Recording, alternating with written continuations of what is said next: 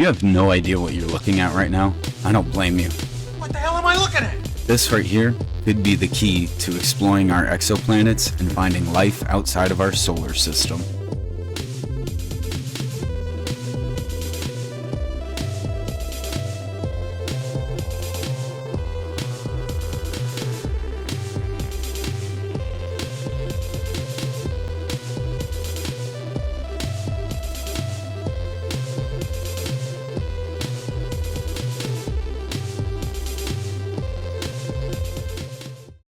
This is HabEx, or the Habitable Exoplanet Observatory, the true successor to the Hubble and James Webb Space Telescopes.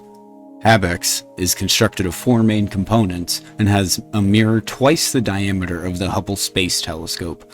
One of the most important parts of this design is the unfolding star shade instrument. This advanced origami-designed shield will be used to block out the extremely bright light of stars, so that way, the light from the nearby exoplanets around that star appear more bright and clear.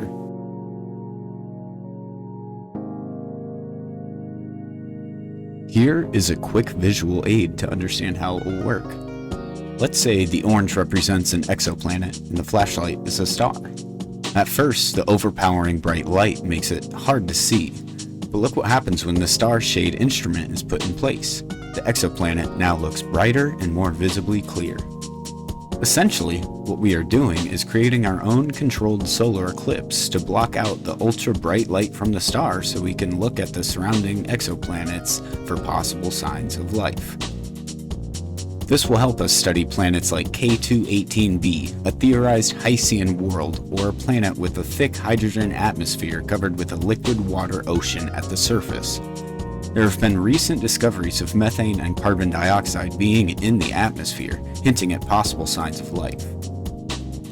There is also the TRAPPIST-1 system, a star similar to our own that has 7 rocky Earth-sized exoplanets all in its orbit, most of them which are believed to have a strong chance of possessing liquid water, a key ingredient for life to form. So now we know how HabEx will work and what its goals are. Now we know.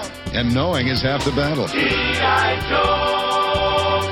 So, what happens when we finally do find life outside of Earth? Well, firstly, it mainly depends on what kind of life we find. This clip of physicist Brian Cox really explains the range of diverse types of life that we could possibly find. On this planet, it took over 3 billion years to go from single cell life to anything more complex than a single cell.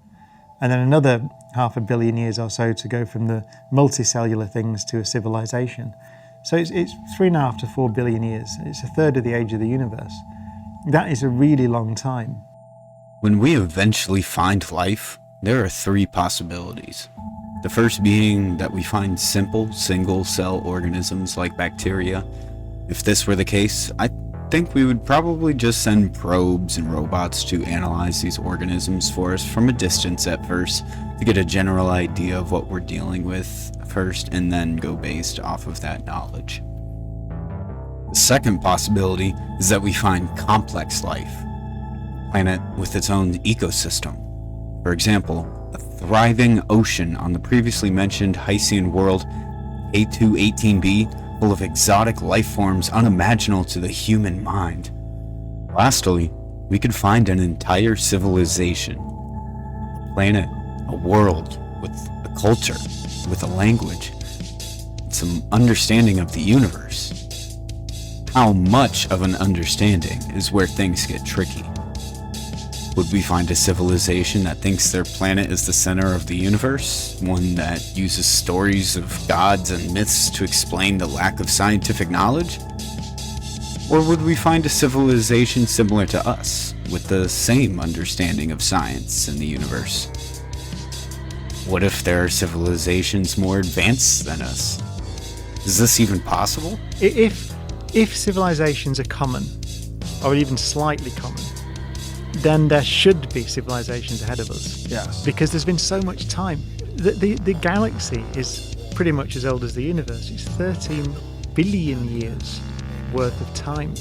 So the idea that there are no civilizations arose, 100 million years ago, 200 million years ago, 1 billion years ago.